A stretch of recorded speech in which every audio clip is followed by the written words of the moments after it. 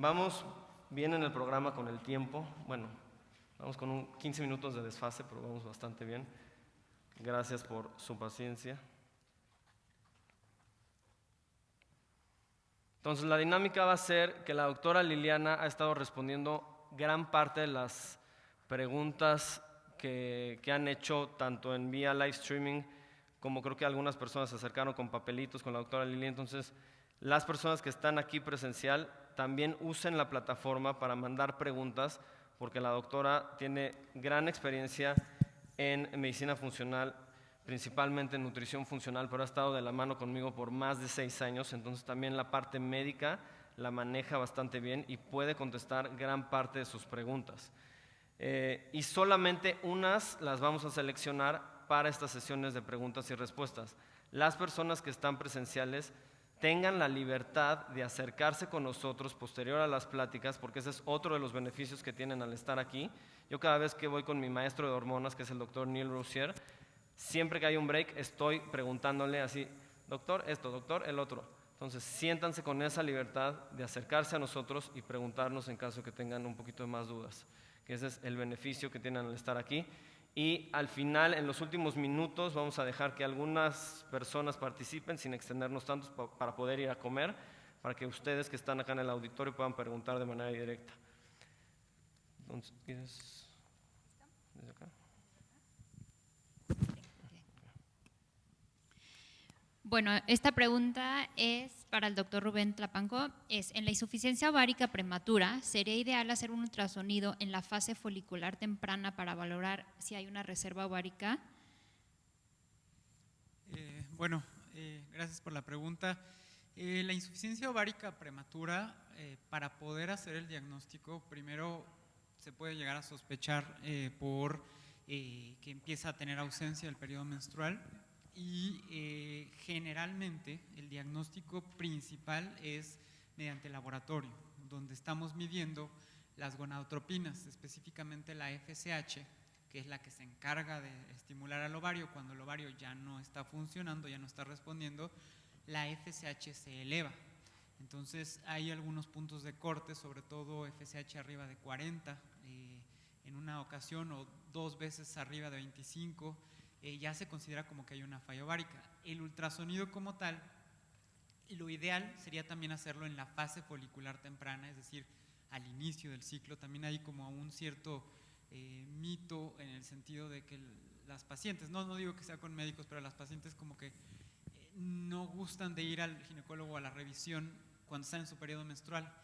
Estoy de acuerdo que eso es para revisión ginecológica como Papá Nicolau, pero el ultrasonido, el mejor momento para evaluar la reserva ovárica es justo en ese momento, porque no hay crecimiento de ningún folículo, porque no se han seleccionado y dominado.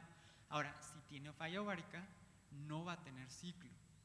Y entonces, como no va a haber ciclo, pues realmente en cualquier momento podríamos hacer el ultrasonido.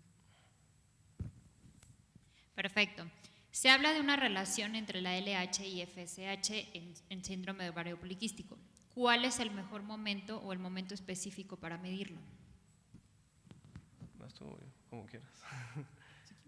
El mejor momento para medir a las mujeres con síndrome de ovario poliquístico o sospecha de síndrome de ovario poliquístico sería entre el 3 y 5.º día de su ciclo menstrual. Recuerden, para las nutriólogas, médicos, pero bueno, es principalmente para la gente que no es médico, el día 1 de sangrado es el día 1 del ciclo menstrual y vamos a hacer del día 3 al 5, ahí vamos a hacer los estudios de laboratorio para la valoración de síndrome de ovario poliquístico y medir esta relación de LH-FSH y también para valorar todo el perfil androgénico en nuestros pacientes. ¿Cuál es el perfil androgénico? Ya lo mencionó el doctor Rubén y lo vuelvo a mencionar: testosterona total, testosterona libre, DHEA o dehidroepiandrosterona, DHEA sulfatada, androstenediona y, muy importante, la 17-alfa hidroxiprogesterona para descartar hiperplasia, hiperplasia suprarrenal congénita de inicio tardío. Entonces, que no se les olvide todo ese perfil androgénico, o incluso para descartar una tumoración a nivel de las glándulas suprarrenales, también la 17-alfa hidroxiprogesterona. Así la piden en los estudios de laboratorio con Visage Lab o con su laboratorio de preferencia. Uno de los que no me canso de repetírselos, y el doctor Rubén no estará en desacuerdo conmigo: cásense con un laboratorio, aprendan a conocer a su laboratorio. El laboratorio para ustedes es como su novia o como su novio. Aprendan a identificar cuando pueden estar fallando y pidan que vuelvan a correr ciertos estudios, que eso Visage Lab lo hace de manera impresionante. Oye, ¿sabes qué? No estoy seguro de esto porque no me hace sentido con mi paciente. No te preocupes, doctor, lo volvemos a correr. Cásense con unos estudios de laboratorio, con un laboratorio, para que aprendan a conocer ese laboratorio y puedan tener ser más finos en su toma de decisiones.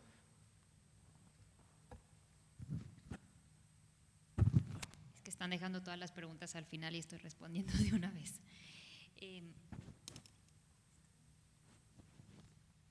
Siguiente pregunta: ¿cuál podría ser la repercusión de un feto hombre que está expuesto a andrógenos maternos? Bueno, como mencionamos, hay un fenotipo que le llaman SOP-like, o sea, similar al síndrome de ovario poliquístico en el hombre, y se caracteriza porque tiene esa modificación epigenética también en el varón. O sea, es decir, son hombres, hijos de mujeres con síndrome de ovario poliquístico, que tienen esa predisposición genética, evidentemente no para anovulación y eso, pero sí para tener diabetes, resistencia a la insulina, obesidad, sobrepeso. Es decir, tiene esas características que se ven modificadas en la mujer con síndrome de ovario poliquístico, que condicionan a las enfermedades o comorbilidades del adulto en ese varón, obviamente al nacimiento. O sea, intrauterino pues no vamos a identificar absolutamente nada, pero cuando ya está el nacimiento e inicia su etapa de pubertad y su vida adulta, se empiezan a identificar ciertos factores que le van a condicionar a síndrome metabólico y pues todas estas patologías. La respuesta del doctor Rubén me encantó, y es algo de lo que pocas veces se habla, que es un SOP-like para hombre, ¿no? Y lo pueden hacer el diagnóstico igual que para las mujeres, nada más que no hacemos ultrasonido de testículos ni mucho menos, pero el cuadro clínico es exactamente igual. Y si quisieran conocer a una persona con un SOP-like para hombre, lo tienen enfrente de ustedes y es su servidor. Si exagero en el consumo de carbohidratos, empiezo con acné, caída del pelo, más piel grasita, etc. Si yo recibo tratamiento reemplazo hormonal con DHEA para optimizar mis niveles de DHEA, que hacemos muchísimo en el reemplazo hormonal bioidéntico y que me encanta el DHEA para mis pacientes, pero si yo, Sergio, empiezo a suplementarme con DHEA, que ya lo he hecho, y testosterona, explosión total. ¿Ok? Acné al por mayor y caída del pelo al por mayor. ¿Por qué es? Por resistencia a la insulina. Si tienen un paciente al cual administran este tipo de terapia, si es un paciente con síndrome de ovario poliquístico mujer, no hablando de mujeres, obviamente está contraindicado la terapia de reemplazo hormonal con andrógenos porque hacen un desequilibrio impresionante. Entonces, tengan cuidado de identificar también a los hombres que pueden tener esto. Hombres que reciben DHEA y testosterona y empiezan a tener acné, piensen en resistencia a la insulina. Controlan la resistencia a la insulina y se acabó el problema. Pero si estamos hablando de un SOP-like para hombre, entonces probablemente la terapia de reemplazo hormonal con andrógenos podría estar también contraindicada. Pero de esto se habla muy poco y no me he metido tanto en la literatura para revisar qué tanto hay acerca de esto en el hombre, pero estén al pendiente también de ese radar. En México hay mucha resistencia a la insulina por nuestra genética, que ya mencionó el doctor Rubén Tlapanco acerca de la genética. Entonces, el típico hombre mexicano como el que tienen enfrente y está hablando en este momento, el morenito, de repente con sobrepeso, obesidad, acné o cicatrices o secuelas de acné, es alguien que seguramente pudiéramos estar hablando de este síndrome parecido para el hombre. ¿Alguien que quisiera complementar? Pues yo veo mucho, como estoy en un centro de medicina, no solo antienvejecimiento, sino estética y cirugía plástica también.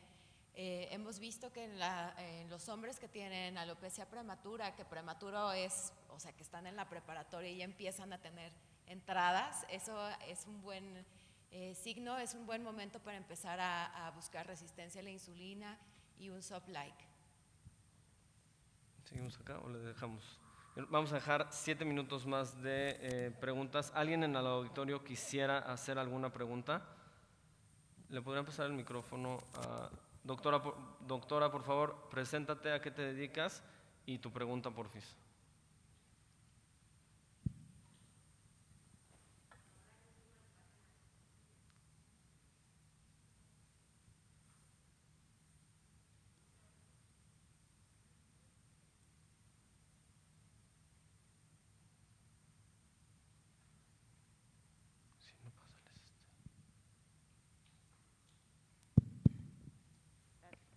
Bueno, pues yo soy Mari Carmen Naim, soy Functional Medicine Health Coach de FMI y tengo una pregunta en relación a su approach en relación al ayuno intermitente con pacientes que tengan ovario poliquístico y resistencia a la insulina. La pregunta es, para los que están live streaming, la pregunta es, si no escuché mal, ¿cuál es nuestra opinión acerca del ayuno intermitente para la resistencia a la insulina y síndrome ovario poliquístico? Adelante, Lili. Tenemos una… Acá, si quieres. Bueno, ya. Tenemos una plática preparada hoy en la tarde, entonces creo que me parece es a las 6. Vamos a hablar sobre el ayuno intermitente y esta relación. Ahí creo que te quedará un poquitito más claro todo. No me dejará mentir el doctor Alexander Cruham, que está allá a la derecha. Levante la mano el doctor Alexander Cruham. El doctor Alexander Cruham es endocrinólogo y también es certificado por el IFM. Y por lo menos mi pensar es que hay que tener mucho cuidado con el ayuno intermitente que está combinado con restricción calórica. ¿Por qué? Y mañana hablaremos acerca de tiroides, pero el ayuno intermitente con restricción calórica de manera crónica puede afectar la conversión de T4 a T3 y tener mayor conversión de T4 hacia T3 reversa, que esto puede hacer el metabolismo de muchas mujeres, digamos, más lento. Entonces, no castiguen por mucho tiempo las kilocalorías de sus pacientes, principalmente en mujeres. Pueden bajarlas de peso por un tiempo, pero después, si no corrigen el problema de raíz, créanme que van a volver a subir de peso y después volverlas a bajar les va a costar muchísimo trabajo. Entonces, cuidado con dietas restrictivas de manera crónica. Tanto dieta cetogénica como ayuno intermitente con restricción calórica, por lo menos su servidor no lo recomienda por más de 6 semanas.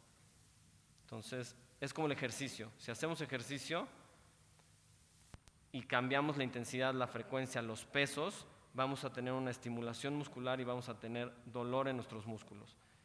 Si llevamos lo mismo por mucho tiempo, el cuerpo se va a acostumbrar y ya no vamos a tener esa respuesta.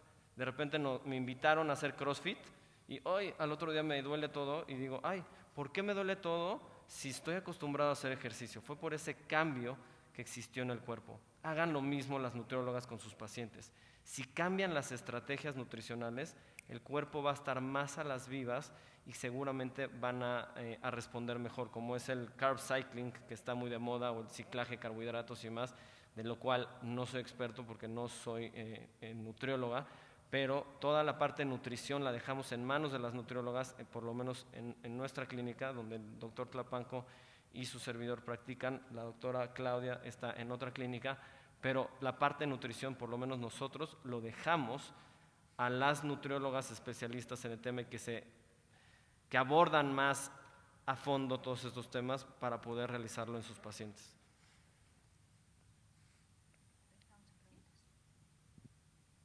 Última pregunta y nos vamos a comer, porque si no, no la vamos a hacer.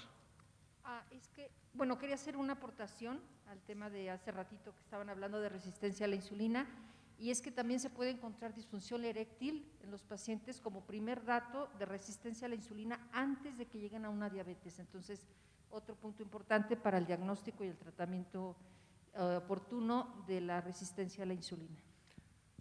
La doctora Tere, que le faltó presentarse, pero no pasa nada, pero es la doctora Tere, ya tengo tiempo de conocerla y de hecho la sorpresa para el siguiente año va a ser algo que no existe en muchos lados, ni en muchas academias de medicina funcional, que va a ser una certificación en salud sexual. Vamos a abordar todas las disfunciones sexuales, cómo tratarlas, todos los factores de riesgo alrededor del paciente con disfunciones sexuales. Va a estar el siguiente año. La doctora va a ser en parte líder del programa educativo porque tiene maestría en sexualidad.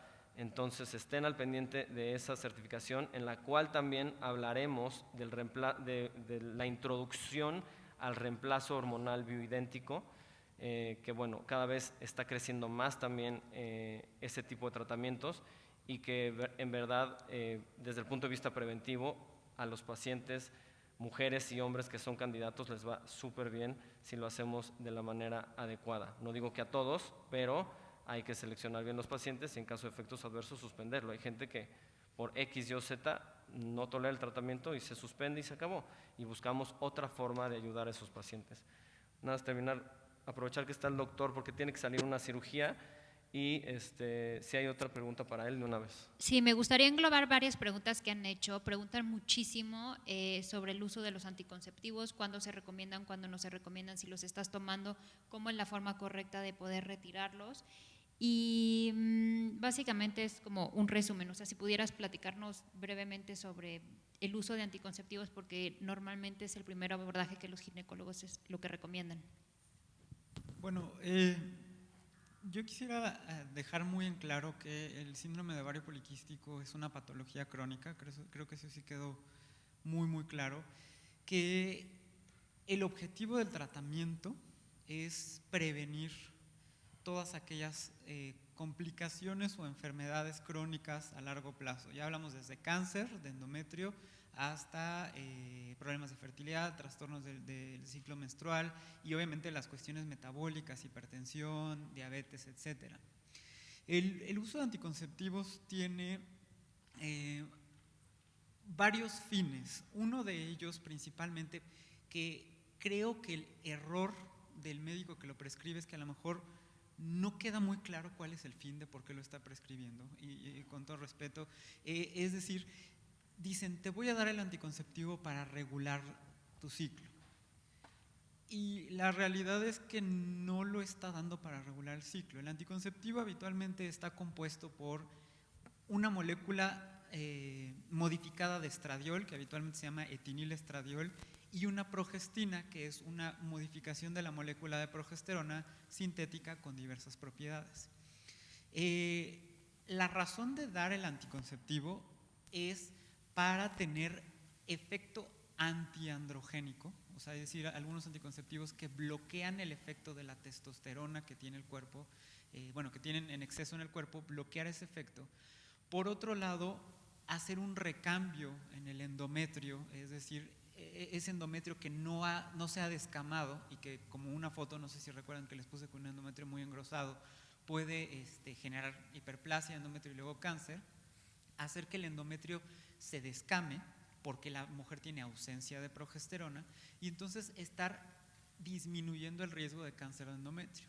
Ahora, algo que es importante considerar en los anticonceptivos es que, aunque no es un riesgo extremadamente alto, pero es uno que existe, es el riesgo de trombosis venosa profunda.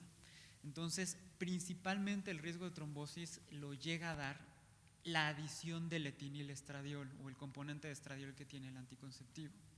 Entonces, sí, es una forma de tener una ciclicidad menstrual. Sin embargo, eso no está revirtiendo la patología del síndrome de ovario poliquístico, que es la disfunción del hipotálamo, hipófisis, la resistencia a la insulina. O sea, no está evitando eso, y que es obvio y es evidente que mientras lo tomen van a tener sus ciclos regulares.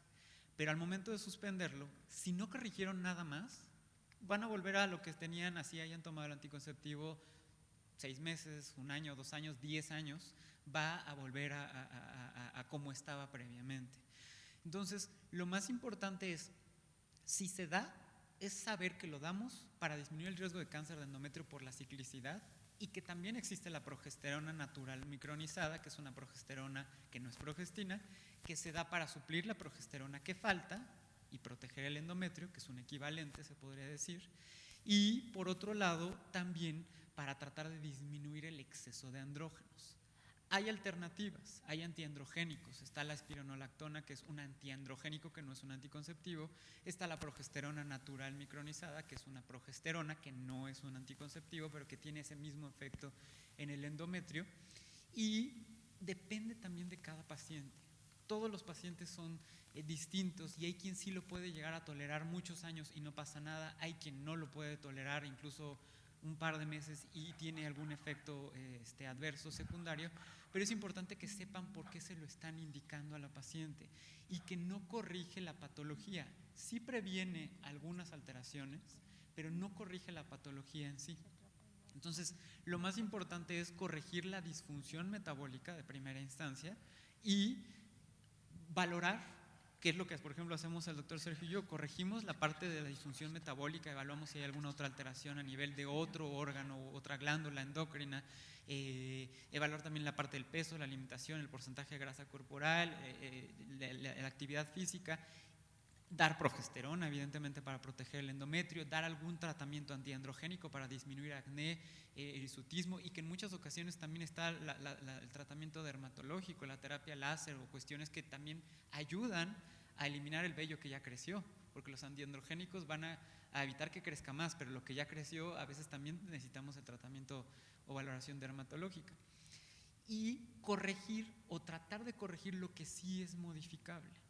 Si a pesar de haber hecho todo esto muy bien y todavía no logramos que tenga una ciclicidad, bueno, se podrán evaluar algunas otras alternativas en el manejo de la paciente, pero no olvidar que es una patología crónica, no olvidar que lo más importante es explicarle esto a la paciente de su cronicidad y no olvidar que creo que el mensaje más importante es prevenir las enfermedades o comorbilidades que a largo plazo sí pueden poner en riesgo lo que más importa, y que eso es la vida o la calidad de vida del paciente. No pudo haber explicación más clara del doctor Rubén Tlapanco. Espero que todos hayan entendido lo que acaba de explicar. De todas formas, después de la comida voy a hacer un resumen, es una plática que tengo para ustedes, un resumen de lo que hemos hablado durante la mañana, con dosis, cómo utilizar fármacos, etcétera, para que puedan tratar de manera integral a sus pacientes con síndrome ovario poliquístico. Vamos con, ya me clavé, como siempre me pasa, entonces vamos por 2 últimas preguntas, vamos a comer. Los que están acá, discúlpenme, agarren algo, coman, se regresan a tiempo para terminar el programa en tiempo, ¿vale? Si nos tenemos que ir a las 9, nos vamos a las 9, pero acabamos el programa. Hay una pregunta que ahorita contesté y se me fue del… Ajá, pero que me gustaría hacerla, pero sí la recuerdo, es ¿qué relación tiene también la prolactina con el SOP? Creo que no hablamos ahorita mucho sobre esta hormona, pero creo que también es muy importante en mujeres evidentemente no lactantes. Sí, bueno, la prolactina es otra hormona que también es muy frecuente que sea una de las causas endocrinas de anovulación en las mujeres, o generar anovulación que muchas veces se traduce en trastornos del ciclo menstrual, y en muchas ocasiones puede haber elevación de la prolactina y alterar justo la pulsatilidad de la GnRH que hablamos en un principio, y con esto generar alteraciones en la ciclicidad menstrual. Entonces es muy importante que tengamos la idea de que tenemos que evaluar integralmente a nuestros pacientes, y ya seguramente lo comentará mejor el doctor Sergio, pero es muy importante evaluar tiroides y prolactina, porque en muchas ocasiones una disfunción o una alteración tiroidea puede también condicionar a alteraciones en las concentraciones de prolactina y secundariamente condicionar después a una alteración en el eje hipotálamo, hipófisis, ovario, y tener alteraciones menstruales. Entonces hay que llenar todos los huecos para evitar que quedemos sesgados por una sola patología y descuidar esa otra. La última. Y la última, creo que ¿se escucha? Dale. Que ¿Cuál es la manera ideal de medir las hormonas? Sobre todo hablando de la testosterona, o si quieres hablar un poquitito sobre en general los estudios de laboratorio, libre, total, en cuáles aplica libre, cuál total. ¿Quieres o cómo quieres? Bueno, algo que es muy importante, y creo que lo mencionó el doctor Sergio, para la medición de hormonas sexuales, es que solemos medirlas en mujeres que tienen su ciclo menstrual establecido, o sea, no niñas, no posmenopáusicas, medirlas idealmente en la fase folicular temprana. Lo dijo el doctor, del día 3 al 5 del ciclo, en los primeros días de la regla. ¿Por qué? Porque ustedes ya puse como 4 gráficas diferentes, todas diciendo lo mismo de cómo es el ciclo menstrual. No todas las mujeres tienen los ciclos menstruales idénticos. Algunas les durará 26, otras 28, otras 30, otras 31, 32 y no es patológico. Pero entonces, si nosotros lo medimos en otro momento, podemos correr en el error de caer en el error de que estamos midiendo una elevación o un pico o un descenso de alguna de estas hormonas y malinterpretar el estudio. Si nosotros medimos las hormonas cuando sabemos que todas tienen que estar planitas y bajitas, que esa es la fase folicular temprana cuando la mujer está menstruando, no tiene por qué haber un error. Y un poquito más hacia lo de qué medir más, lo ideal sería medir la testosterona libre. Sin embargo, algo que comenté en la plática, es muy importante hacer énfasis en ver el laboratorio, el procesamiento de las muestras de laboratorio de endocrinología que lo está haciendo, porque puede haber mucha variabilidad y poca correlación con la realidad en algunos otros laboratorios. Y si no se puede medir la testosterona libre, que a veces es complejo, se puede hacer una relación entre la testosterona total y la globulina transportadora de hormonas sexuales, lo que nos va a dar el índice de andrógenos libres. Obviamente es un cálculo, no es el valor real, pero es un cálculo estimado de cómo están los andrógenos libres, que lo que dijimos, la hormona que actúa, ya sea en piel, en pelo, en donde sea, es la hormona libre. Entonces, no sé si con eso se contesta. Y complementando un poquito la pregunta, hay mujeres que llevan 6 meses o más sin menstruación, y entonces vendría la pregunta de ¿cuándo les hacemos los estudios? Pues háganselos ya. Cuando la tienen, se hacen los estudios y revisan cómo están esos niveles de laboratorio. Y lo que mencionó el doctor Rubén Tlapanco también en su plática, y siempre lo menciono en todas mis pláticas, la clínica siempre va a pesar más que los estudios de laboratorio. El 80% del diagnóstico, de hecho en consulta, lo hacemos por solo interrogar al paciente, el otro 10% en la exploración física y el otro 10% para corroborar nuestra sospecha diagnóstica con los estudios de laboratorio. Pero, como dice mi maestro de hormonas, si tienen enfrente a un animal con 4 patas que ladra y tiene pelo, es un perro. Y si ladra como perro, es perro. Suena muy... Es un ejemplo muy básico, pero con el ovario poliquístico igual, son diagnósticos que los ven en la cena de la familia, en el elevador, en la recepción del hotel. Es un diagnóstico que después de ver a muchos pacientes, no hay necesidad a veces de hacer los estudios de laboratorio. Sí los hacemos, obviamente, como el doctor Rubén no me dejará mentir, siempre hacemos estudios de laboratorio para hacer todo este análisis completo, pero realmente si tenemos todos los datos enfrente, pues hay que tratarlo como debe de ser. Entonces, siempre la clínica va a pesar mucho más que los estudios de laboratorio. Terminamos, vámonos a comer, nos vemos a las 2 para terminar con el programa toda la tarde, nos vemos a las 2 de la tarde, sí, tienen muy poco tiempo para comer, lo siento. ¿A qué hora es? 2:15, perdón, nos vemos a las 3. Nos vemos a las 3 para comer. Vayan, coman, hidrátense, vayan al baño y nos vemos por acá.